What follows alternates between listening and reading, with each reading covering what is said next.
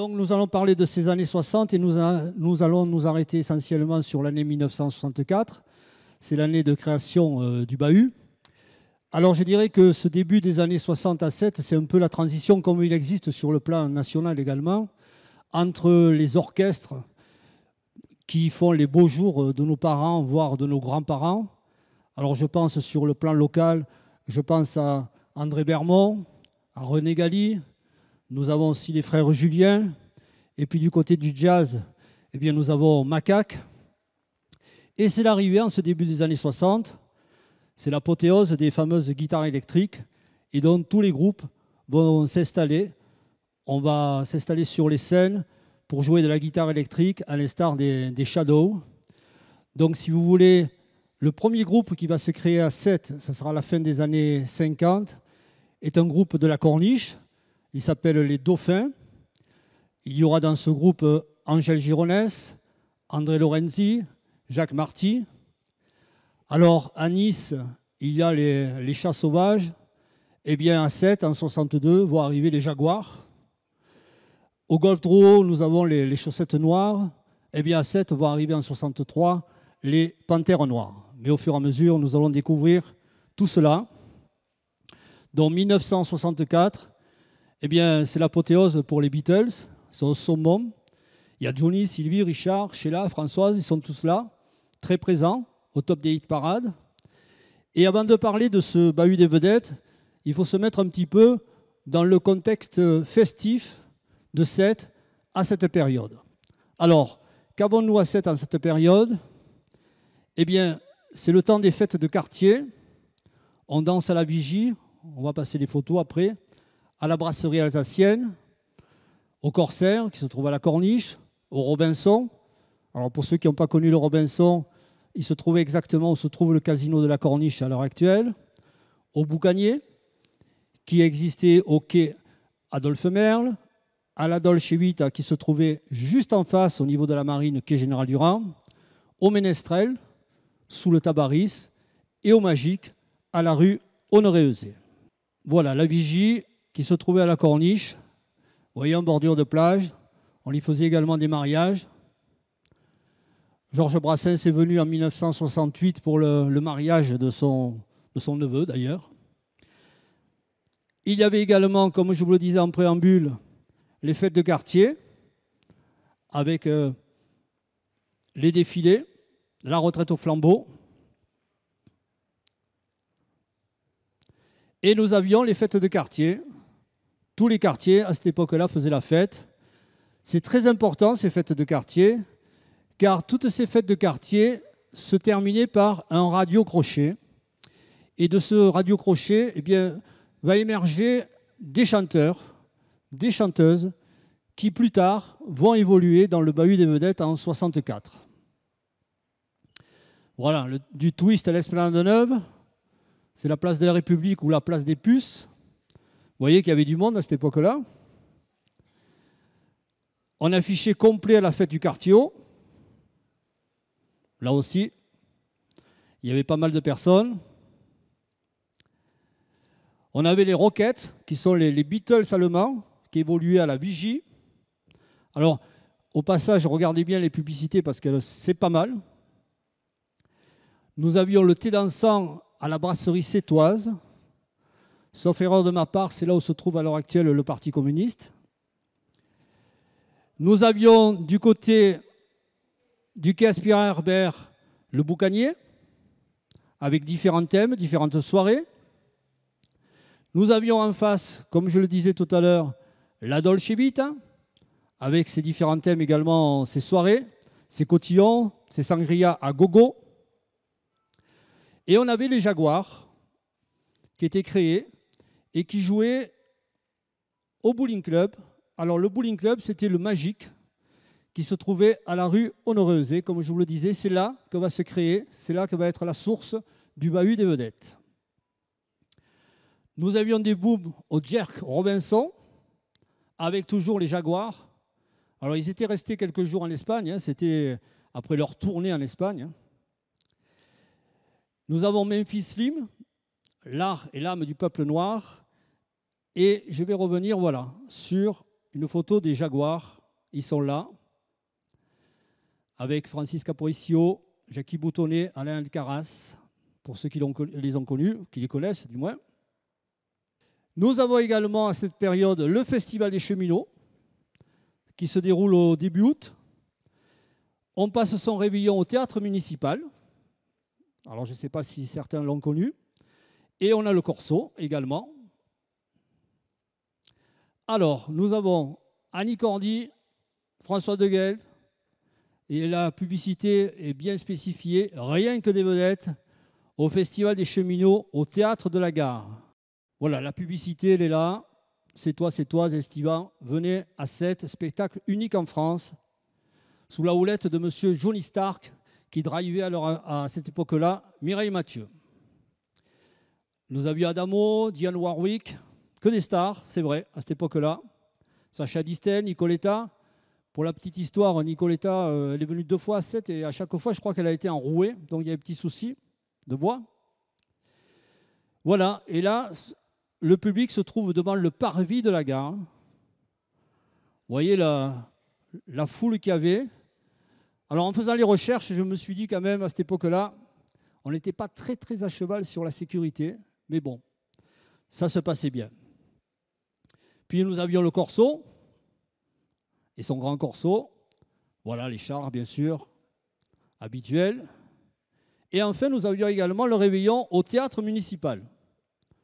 Alors, il faut savoir qu'au théâtre municipal, il était installé un grand plancher sur les fauteuils et les gens dansaient sur ce grand plancher. L'orchestre était sur la scène et le public était dans les loges. Et en bas, il y avait le caveau où des groupes évoluaient, comme Jacques Setti, là, sur l'affiche, pour les plus jeunes, on va dire. Voilà, l'ambiance du théâtre, elle est là. Le joyeux réveillon au théâtre, le plus grand bal de l'année. Et puis, il y a les cinémas. On ne manque pas de cinéma à 7, car entre les cinémas et les cinémas paroissiaux, nous avons une dizaine de cinémas. Le Lynx, le Rio, l'Athénée, le Trianon, le Palace, le Colisée et les cinémas paroissiaux. Et vous allez voir les programmes. Alors, en préparant ce dossier et en regardant les programmes qu'il y avait au cinéma, si vous les regardez bien, c'est ceux qui passent à l'heure actuelle à la télévision. On retrouve les mêmes. Et en plus, on paye. Et voilà les cinémas paroissiaux, l'Étoile de Mer, les Métairies, le Sacré-Cœur et Saint-Jean, son dernier Noël, Tino Rossi. C'est là qu'il a créé Petit Papa Noël. Voilà, et puis les tickets de cinéma, 1 franc pour les enfants, 2 francs 60 plutôt pour le Rio. Alors au Théâtre de la Mer, il y a Clo-Clo, ils vont arriver, on a Johnny Hallyday qui chante au Théâtre municipal. Il va venir 3 ou 4 fois, Johnny, il viendra au Festival des Cheminots, il va chanter également, c'est la première fois puisqu'on parle du Stade de France, il a chanté au Stade Bérou quand même, hein, Johnny Hallyday dans cette époque. On a Gilbert Bécaud qui chante aussi au théâtre. Et au Théâtre de la Mer, il y a Claude François. Claude François, le Festival des Cheminots, va venir environ 9 fois. Et il y a même la création à 7 d'un club Johnny Hallyday, qui se fera sous la houlette de M. Raymond Neville, qui va créer le Bahut des Vedettes. Alors, M. Raymond Neville, il est debout, les autres, vous allez les reconnaître, hein. Johnny et Jean-Jacques Debout. C'est la période où Jean-Jacques Debout vient d'écrire la chanson « Pour moi la vie va commencer » à Johnny Hallyday. Et cette photo a été prise au restaurant de la Marine. Et puis nous avons la fête à Isanka. Il ne faut pas l'oublier. Voilà, avec Hugo Frey, Monty. Toujours Isanka. Cette année encore, Isanka fut un triomphe. Voilà. Et là, nous arrivons à l'année 1964. Précisément le mardi 4 février 1964, où l'école des vedettes va voir le jour. Alors au départ, l'école des vedettes s'appelle ainsi, mais il existe déjà à la radio-télévision française l'école des vedettes. Donc les responsables vont être contactés par Paris. On va leur demander de changer le nom. Et donc au mois de mai, l'école des vedettes va devenir le Bahut des vedettes. Alors, qu'est-ce qu'on a dans cette association? Le principe de l'association, son but, réunir tous les artistes amateurs de 7 et de la région, voilà, les guitaristes, les groupes, les chanteurs, qu'ils soient comiques ou autres. Et c'est là qu'on va commencer à contacter également tous les chanteurs qu'on pouvait retrouver en début des années 60 dans les fameux radiocrochets de tous les quartiers. Alors, il est bien spécifié, hein, tous les jeunes gens qui jouent ou qui chantent et qui n'arrivent pas à percer. C'était The Voice avant l'heure. Voilà. En 64 à 7, on était très, très visionnaires. Voilà, l'école des vedettes, une photo. Ils sont tous au labeur, là, assis autour de la table, et ils attendent l'heure de consécration. Alors, un extrait de l'article, parce que c'est important, et je l'ai mis en rouge. Réunir tous les artistes amateurs de Sète ou de la région, qu'ils jouent bien ou mal. C'était pas grave. Justement, il y avait un groupe qui arrivait de l'étranger, puisqu'ils étaient de Montpellier, qui s'appelait les Fenders. Ils venaient du quartier de Figuerolles, et c'est ce groupe, qui vont former ceux qui chantent mal ou qui jouent mal. Les Fenders, donc. Les Fenders qui sont au Magique et qui jouent, qui évoluent à Sète. Voilà, grand bal avec les Fenders, à la salle des fêtes de la Grande Rue Haute. Encore une salle à Sète où on faisait les bals et les mariages. Grande matinée dansante avec les Fenders également. Alors de la RTF, à savoir qu'ils avaient participé juste à une journée de la télévision qui se déroulait au théâtre municipal. Et partant de là, leur publicité, ils arrivaient de la radio-télévision française. Voilà. Et l'orchestre dynamique et le Rogers, qui s'était créé également en 62. Voilà une photo des Fenders au théâtre pour la journée de la radio-télévision française avec Solignac et à l'arrière la batterie, Guy Bache qui fait toujours les beaux jours du Bahut des Vedettes. Alors, ainsi au Bahut des Vedettes, eh bien, on va voir défiler tous ces groupes, les Lutins, les Centaures, les Mérinos qui deviendront plus tard Paul Allan, les Rogers, les Jaguars, les Terry-Stone, bon, il y a déjà les Lutins, les Vagabonds, les Fenders, Jacques Setti, les Strams, Josette Rey pour les chanteurs solos, Noël Pistolet, Pierre Ferrara, Freddy Lay, il s'appelait Freddy Maltese à la base, Raymond Ferrer. Et le plus difficile, eh bien, c'était de limiter la durée du spectacle. Alors, dans un premier temps, ce bahut va se produire au bar Le Magique, donc à la rue Honoré-Euzet, là où a été créé le siège de l'association. Mais rapidement, et vu au nombre des spectateurs, eh bien, le Bahut des Vedettes va se dérouler au cinéma Le Rio. Voilà une photo de la Marseillaise de l'époque, l'école des vedettes, pépinière des jeunes, entièrement neuve, date du 23 février 1964. La carte de membre du Bahut des Vedettes, carte de membre actif, Maltese Freddy, qui plus tard deviendra Freddy Lay, et le public au Magique, en train d'écouter, de regarder les groupes évoluer sur scène. Et du Magique, nous sommes allés au Rio. Voilà, la nuit des guitares au Rio, qui refuse près de 300 spectateurs. Alors, je ne sais pas si on le voit bien sur la photo, mais vous avez des gens assis dans l'allée. Vous voyez qu'au niveau évacuation, on était sur... Je crois que le Rio pouvait absorber 600 personnes, et là, on est sur 1000 personnes. Mais... comme c'était un spectacle qui ne s'arrêtait jamais. Monsieur Doumerou, inquiet du problème des voisins, à un certain moment, il coupait la lumière. Bon, il y avait la bronca un petit peu, on attendait, on rallumait, on repartait pour les chansons, il recoupait la lumière, bronca, on repartait, voilà, jusqu'à la fin. C'est vrai que le Bahut des Vedettes durait entre 4 et 5 heures, vu le nombre de personnes qui voulaient évoluer sur la scène. Ici, vous avez au Magique Roger Courieux, qui était un imitateur de l'époque, qui était réputé pour refaire Don Camillo. Et Roger Courieux, qui va parrainer l'orchestre Les Rogers, et tout simplement, Roger va devenir les Rogers. Voilà. Voilà la petite histoire des Rogers. Et entre 1964 et 1969, eh bien, le Bahut des Vedettes présentera plusieurs thèmes, donc, comme la nuit des variétés, la nuit des guitares, Dans le vent, la nuit de la chanson, pop musique. Mais bon, il n'y a que le thème qui chantait, parce qu'on retrouvait à peu près les mêmes chanteurs, chanteuses et les mêmes groupes. Là, nous avons les Centaures. Alors, c'est important parce qu'à droite, vous avez Louis Martinez, dit Petit Louis, qui s'occupe du festival de jazz à l'heure actuelle. Et à ses côtés, il y a Jean-Luc Lopez, qui a joué avec Charles Aznavour. Là, nous avons Jacques Surville aussi, qui était un bon imitateur, qui venait au bahut dans ses imitations de Laurel et Hardy. Voilà, et puis le bahut des vedettes, qui, à chaque fois qu'il y avait un spectacle, remettait son challenge en compétition. Alors, il y a une dame qui est ici, c'est Josette, qui a eu 3 fois le challenge. Hein. Les Vagabonds, avec Jean-Paul Gallard, José Vergne, Christian Blanchard. Voilà, Josette, en tant que chanteur solo, toujours les chanteurs solos. Nous avions, en partant de la gauche, le deuxième Noël Pistolet, qui nous a suivis pendant très longtemps dans l'aventure du bahut des vedettes. Freddy Lay, Mireille Bail, les Terry Stone. J'ai vu un représentant des Terry Stone dans la salle, avec Jean-Pierre Sorrentino, Vincent Giordano, Henri Castellano. Les Panthères Noires, avec le chanteur Michel Ibert, Jean-Louis Pose, Jeannot Hirail. Franca, qui écrivait elle-même ses chansons et qui était, je dirais, l'Anne van der Love de cette époque-là. Et voilà, là vous avez la représentation de bons musiciens de cette époque-là, qui continuent d'ailleurs.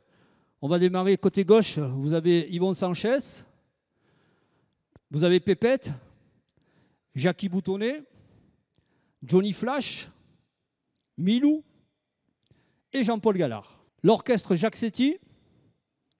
Alors Jacques Setti, d'où venait ce nom? D'abord le chef de groupe, c'était Jackie Espinasse, donc on avait Jackie, c'est fait. Et puis ils avaient été parrainés par un certain Gérard Setti. Alors je ne sais pas si vous vous souvenez de ce monsieur, c'était un fantaisiste qui racontait une histoire, il se déshabillait et il se rhabillait autrement, en éléphant, en chinois et autres. Donc ayant parrainé cet orchestre appelé Jacques Setti, tout simplement. Voilà la publicité. Il y a François Isoire. Alors il faut dire aussi, à cette époque-là, que beaucoup de musiciens évoluaient dans différents groupes. Un jour, vous les aviez dans un groupe, le lendemain, c'était dans un autre groupe.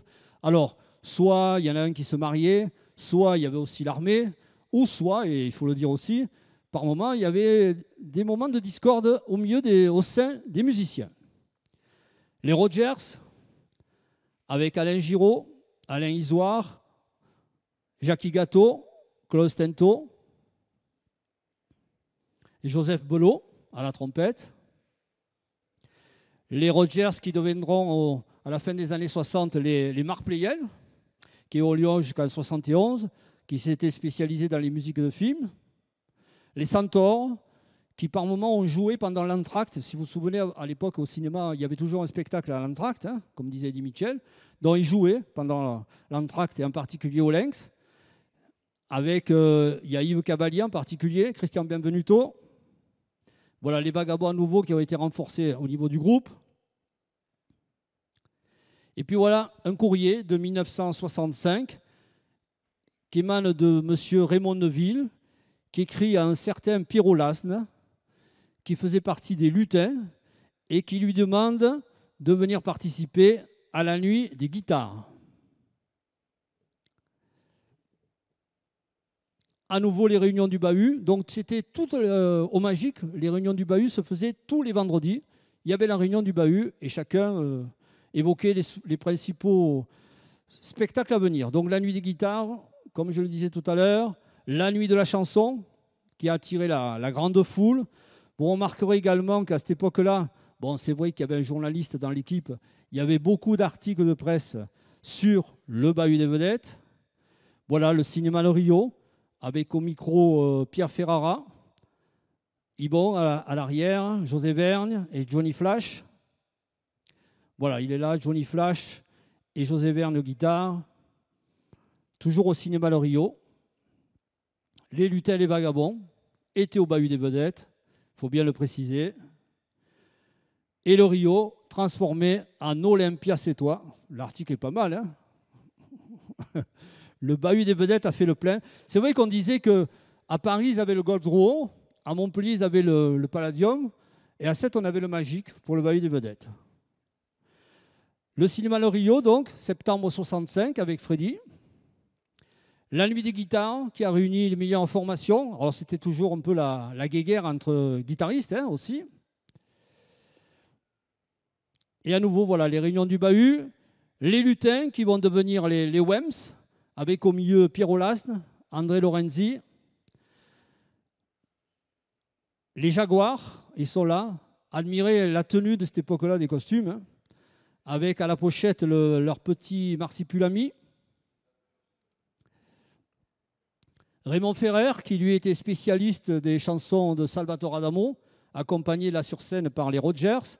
À sa droite, il y a Georges Savoureau. Les Centaures, je vous les ai présentés tout à l'heure. Celle-là aussi, vous l'avez déjà vue. Voilà, les Jaguars à nouveau, qui faisaient leur pas de danse bien classique. Nous avons Pierre Ferrara. Les Rogers à nouveau. Voilà, tous les groupes en photo. Et nous avons également les Clark James. Et pour ceux qui l'ont connu, à la batterie, nous avons René Rodondo. Il était jeune là aussi. Il faut dire qu'ils avaient tous 13, 14, 15 ou 16 ans. Donc l'aventure du bahut des vedettes va se poursuivre jusqu'en 1969. Le dernier spectacle, ce sera un spectacle psychédélique, mouvance de l'époque oblige. Ils sont là, ils sont prêts. Vous voyez, vous avez la date de l'article du Midi Libre. 10 juin 1969, ça sera le dernier spectacle du bahut des vedettes. Et après cela, eh bien, le bahut des vedettes va rester en sommeil jusqu'en 1993, date à laquelle on va créer l'association années 60. On va inviter tous les musiciens de cette époque par un article de presse à revenir. Bien sûr, on n'aura pas tout le monde, mais ils vont revenir. Et le bahut des vedettes va redémarrer pour une dizaine de fois jusqu'en 2020. Voilà, vous les avez ici, un peu plus âgés. Malheureusement, certains nous ont quittés en cours de chemin, mais ils sont là, sur la scène de la salle Georges Brassens. Le public, toujours présent. Freddy, grand ami qui nous a quittés. Voilà une autre équipe. Alors vous avez Angèle Gironès à gauche, vous avez Yvon Sanchez, Jacques Dombre, André Lorenzi, que je salue sa mémoire ici, Roland Ruard et Pépette. Voilà des images de scène de 2016. Noël Pistolet, c'est bien son nom, hein, Noël Pistolet. Hein. On se demandait si c'était son nom de scène, non, c'était bien son nom. Voilà, la dégaine du gentil rocker, toujours dans son répertoire Johnny et Eddie Mitchell. Josette. Et puis l'article de presse qui arrive. Voilà. Alors cette photo, elle a été faite, l'heure de la retraite n'a pas encore sonné pour le bahut des vedettes. Elle a été faite en 2019. C'est une photo, et je tenais à la faire, qui a été faite sur la scène symbolique du Rio, plus de 50 ans après, avec une partie des membres de ce fameux bahut des vedettes. Alors le bahut des vedettes aussi a fait l'objet de 2 livres, regroupant témoignages et documents. Tout d'abord le Milk, en mémoire du bar qui s'appelait le Milk dans les années 60. Il y a eu aussi l'autre livre, 7 au temps du bahut des vedettes, et également une exposition qui s'est déroulée à Open Music en 2016 sur le bahut des vedettes. Et l'aventure se poursuivra, elle se poursuivra jusqu'au confinement. Voilà, ça a bloqué un petit peu comme tout le monde. Mais quoi qu'il en soit, ils sont là, ils vous saluent. On se donne le prochain rendez-vous qui sera, et c'est des scoops pour les musiciens qui sont là, le 4 décembre 2022 dans cette même salle.